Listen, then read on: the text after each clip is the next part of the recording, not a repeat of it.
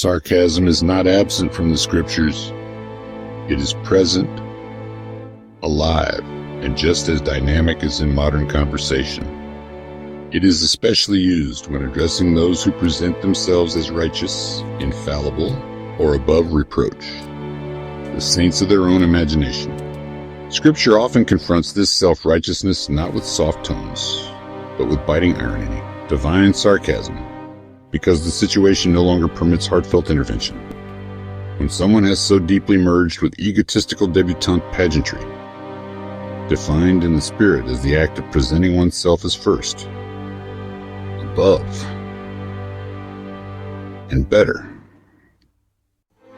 they are no longer reachable through tender, earnest attempts.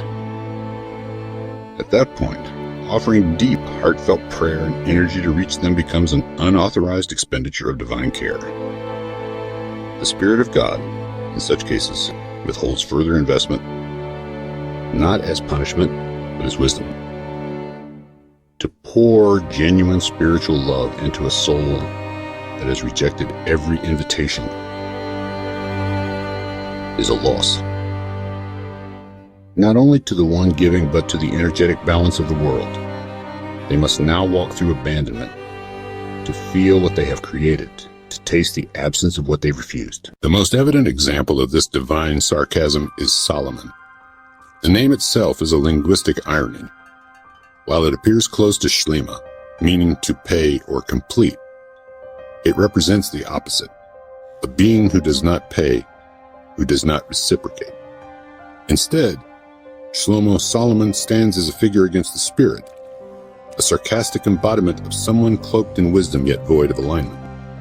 Working with etymology alone will not reveal this. One cannot trace a word's spiritual nature by its root alone, because the root cannot explain the total deviation.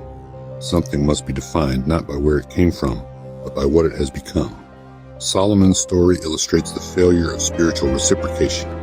He takes wives, concubines, power, status, but gives nothing back in return. His so-called wisdom becomes the tool for indulgence, and his spiritual role becomes a mockery of what it was meant to represent. The scripture says his wives led him into idolatry.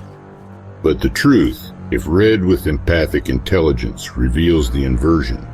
Solomon led them with 700 wives and 300 concubines. This was not merely social excess. It was a spiritual act of domination, exploitation, and sexual sorcery. These women were not partners. They were enslaved vessels, drawn into a false spiritual realm where he used their soul, mind, body, and heart for his own gain. In divine sarcasm, this is described as if it were their fault, a deliberate literary device to test the reader. Can the reader feel what is truly happening? Can they discern that this narrative is not to be taken at face value, but to provoke a deeper moral compass? Right is right, and wrong is wrong. There is no in-between. King in this context is not a title of divine honor, but a spiritual exposure. A king is one who centers himself in all things. He is not a servant leader.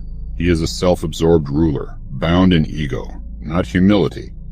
Historically and scripturally, kings are rarely humble, because the office itself, if not surrendered to God, invites self-deification. This is not an attack on political structures.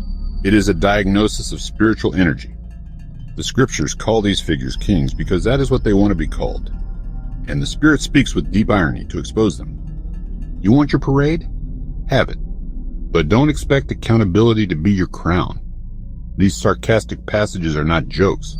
They are spiritual instruments of discernment, crafted to expose false alignment. When the Spirit names something sarcastically, it is naming the truth behind the mask. If a person is not ready to see it, they will read the scriptures at surface level and miss the entire point. The point is this: when people want to be king, let them be king. When they want to lead their own parade, let them. The Spirit does not fight for attention. It flows in accordance with what is given, what is aligned, and what is worthy of reinvestment.